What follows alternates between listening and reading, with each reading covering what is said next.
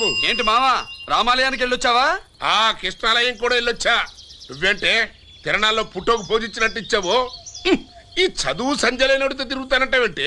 ఇడు సైకిల్ తో కనపడితే చాలు లటక్కనే ఎక్కి కూర్చుంటావు. ఒకసారి ఆడిని ఆడి పంచకట్టును చూడు, పురాణ జమానాలో దసరా బుల్లోలాగా. ఏంటి మావా ఈ పంచకట్టు నీకు నచ్చలేదా? అబ్బే డోకు వస్తుంది. అయితే విప్పేస్తా. కుదురు.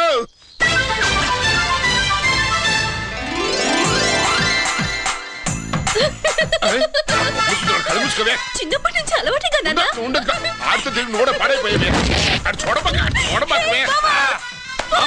ఈ లుంగి కట్టుడు ఎలా ఉంది? నాకు చాలా బాగుంది. నీకు బాగుండాల్సింది ఈ లుంగి కట్టుకున్నాడు కాదు, యూనిఫారం వేసుకున్న పెద్ద బావ. ఏంట్రా ఇక్కడ తాపిగా సిగరెట్ తాగుతున్నావు? అక్కడ గిరణం లెక్క 40 దాటిందట. అలాగా? పద అయితే పదరా. పద.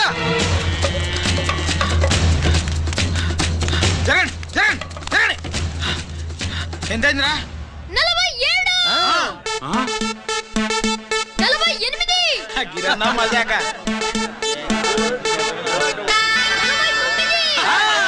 లక్కీ నీ లక్కీ హెడ్ తో 50 ఇడ్లీ కూడా ఇవ్వరా?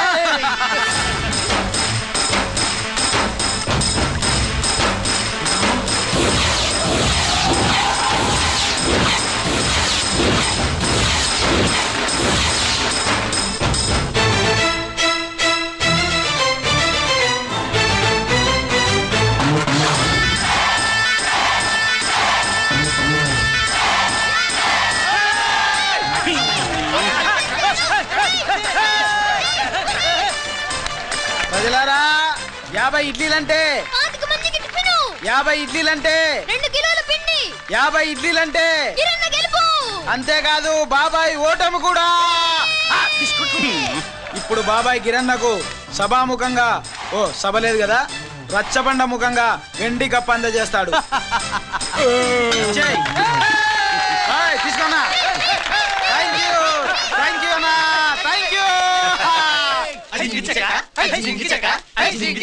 అన్నా. పందెంలో ఎప్పుడు వెండి కప్ప ఎందుకు అడుగుతావు? సుబ్బలక్ష్మి నుంచి పెళ్లి చేయి మావా అంటే మా అమ్మాయి వెండి పళ్ళెలో తింటుంది, నువ్వు అరిటాకులో తింటావు, నీకు నా కూతుర్ని ఎలా ఇవ్వను అన్నాడు. అందుకే ఈ కప్పులన్నిటినీ కరిగించి 2 కంచాలు చేయిస్తాను. ఒకటి నాకు, ఇంకొకటి మా మామకి. మరి సుబ్బలక్ష్మికి? తను నేను తిన్న కంచలోనే తింటుంది కదరా. కంచం అంటే గుర్తొచ్చింది, ఇంటికెళ్ళి అన్నం తినాలి. పద. మళ్ళీ అన్నమా?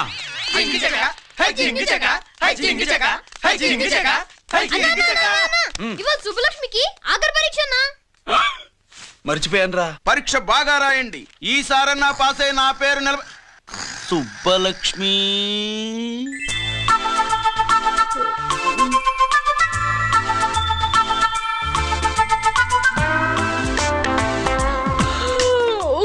అమ్మా సుబ్బలక్ష్మి, రాత్రంతా బాగా చదివేశావా? అలా ఎగ్జామ్ హాల్లో నిద్రపోకూడదమ్మా. అలా దరువేయకూడదమ్మా. అయ్యో అలా విజిల్ కూడా వేయకూడదు తల్లి. మరేం చేయొచ్చు? ఇష్టం లేకపోతే పేపర్ ఇచ్చి వెళ్ళిపోవచ్చు. ఆ సంగతి ముందే చెప్పొచ్చుగా. పట్టుకో. ముందే చెప్పాలా? రాసిందేం లేదు కానీ కోపం ఎక్కువే. వెళ్ళు వెళ్ళు. ఎందుకు వెళ్ళాలి? ఎందుకు వెళ్ళాలి? డబ్బు కట్టి చదువుకునేది బయటికి వెళ్ళడానికి కాదు, పరీక్షలు రాయడానికి. చూడు బాబు, ఇది ఎగ్జామినేషన్ హాలు. నేను సినిమా హాల్ అనుకున్నానే. అబ్బా, బయట వాళ్ళు లోపలికి రాకూడదయ్యా. ఏంటి? నేను బయటపడినా? సుబ్బులు చెప్పవే. ఈ అల్లరి పిడుగు నా బావ. కాబోయే మొగుడని చెప్పు. అప్పుడే పరీక్ష రాసేసావా? అసలు ఈయన రాయనిస్తేగా. ఏంటి నేను రాయనివ్వట్లేదా? రాయించేదేంటి? నువ్వు రాసేయ్.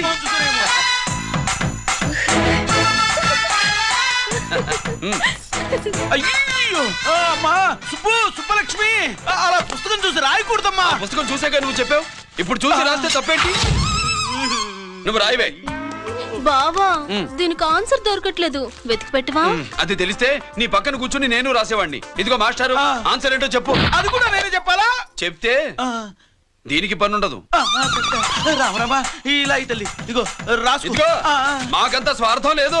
ఇదిగో అమ్మాయిలు, మొదటి ప్రశ్నకు మీకందరికి ఆన్సర్ తెలుసా? అయితే రాసుకోండి. ఇదిగో మాస్టారు, అందరికి వినపడేలా పెద్దగా చెప్పు. మీ అభిరుచికి తగ్గ సరికొత్త డిజైన్స్ తో వస్తుంది మర్రి గోల్డెన్ డైమండ్స్. ఏప్రిల్ 12న విక్టరీ వెంకటేష్ గారి చేతుల మీదుగా గొప్ప ప్రారంభం. చేస్తాడు మీ నాన్న బయటపట్టు గాని నన్ను చూస్తే తడిసిపోద్ది. అదే సౌంటలు పట్టేస్తాయి. ఏరా లక్కీ. అవునన్నా. బావా, మా నాన్న. సుబ్బులు, నువ్వు వెళ్ళి అక్కడ దాక్కో. మా మామతో నేను మాట్లాడతానుగా. ఆ? హలో మామ, ఏంటి ఈ టైంలో ఇక్కడ? సేమ్ టు సేమ్ క్వశ్చన్ నేను నిన్ను అడుగుతున్నా. నీకోసమే మామా. నా కోసమా? ఏమి లేదు, మన సుబ్బులు. ఊక సుబ్బులని సబ్బురాయి ఒక బాగుండదు. నా కూతురికి ఎప్పుడు ఎక్కడ ఎవరితో పెళ్లి చేయాలో బాగా తెలుసు. మరి అన్ని తెలిసిన వాడివి సుబ్బులు వెళ్ళాక వచ్చావేంటి మామా? సుబ్బులు అప్పుడే వెళ్ళిపోవటం ఏంటి? అవును, ఎప్పుడో వెళ్ళిపోయింది. ఎక్కడికి? రామాలయానికి.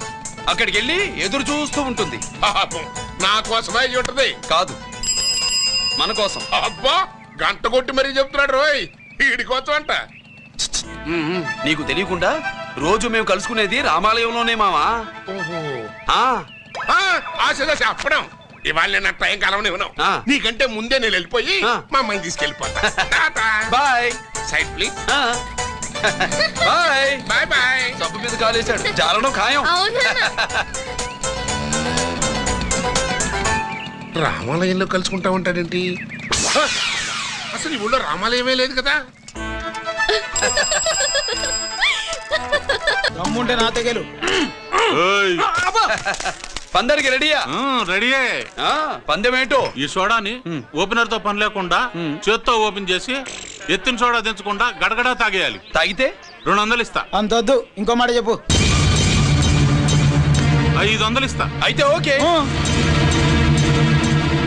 అవునరా, లక్కీ గాడు ఎక్కడా? ఇంకా రాలేదన్నా. అన్నగిరన్నా, లక్కీ వాళ్ళ అమ్మ నాన్న ముగ్గురు చచ్చిపోయారన్నా. అందరూ పురుగుల మందు తాగేశారన్నా.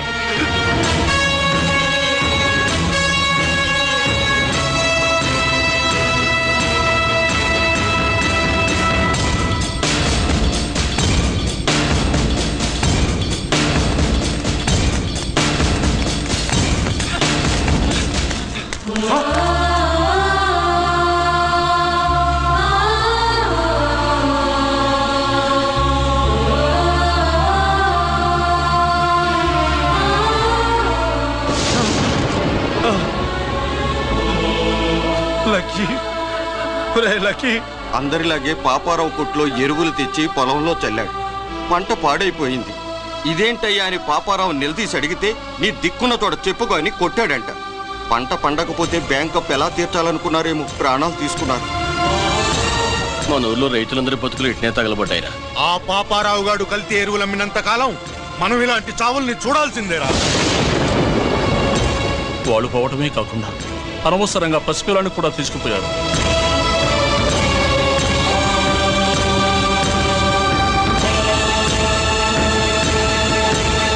నీ పాపం ఫండెను నేడు, నీ భరతం ఫడతా చూడు. నీ ఫాలిటి ఎముణ్ణి నేను, నీ కరెక్ట్ మొగుణ్ణి నేను. బాగా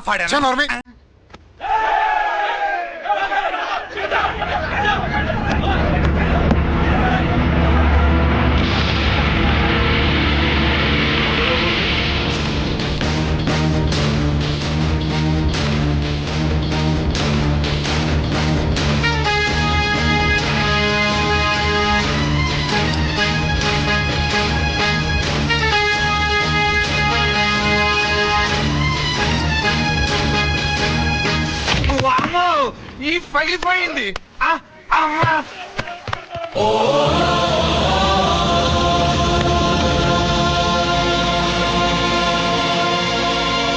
ఏంటిది?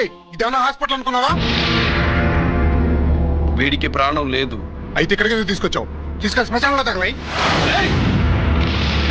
రైతులు పంటలు పండిస్తున్నారు, కానీ పంటనెప్పుడు కల్తీ చెయ్యరు. కల్తీ లేని పంటను తిని ఒళ్ళు పెంచుకున్న మీకు మాత్రం కల్తీ అలవాట్లు వస్తున్నాయి.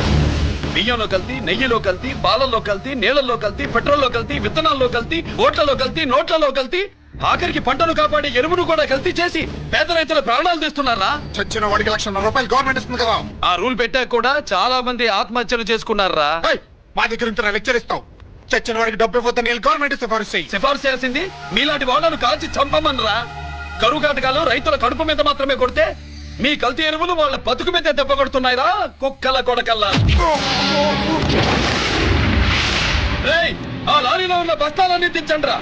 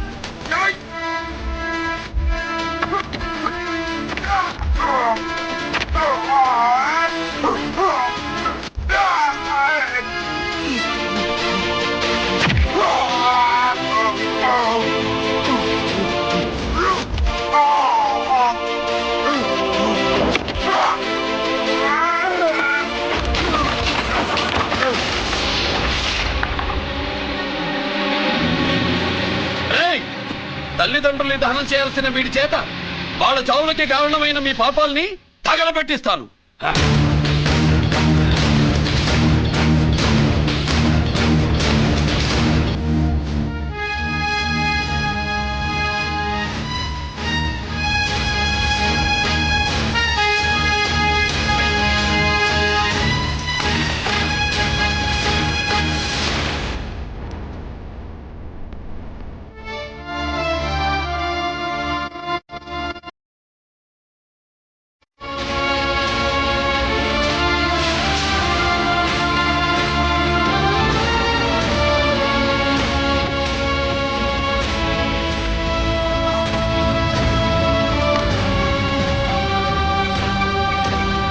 Police station